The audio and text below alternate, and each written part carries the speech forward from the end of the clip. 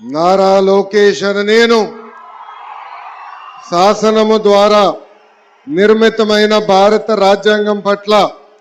నిజమైన విశ్వాసం విధేయత చూపుతానని, భారతదేశ సార్వభౌమ అధికారాన్ని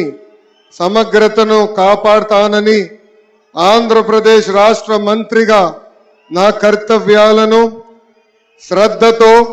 అంతర్గత శుద్ధితో నిర్వహిస్తానని, భయం గాని పక్షపాతం గాని రాగద్వేషాలు కానీ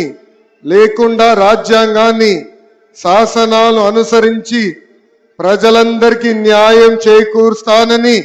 దైవ సాక్షిగా ప్రమాణం చేస్తున్నాను. నారా లోకేష్ అనే నేను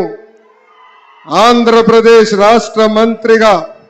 నా పరిశీలనకు వచ్చిన లేదా నాకు తెలియవచ్చిన ఏ విషయాన్ని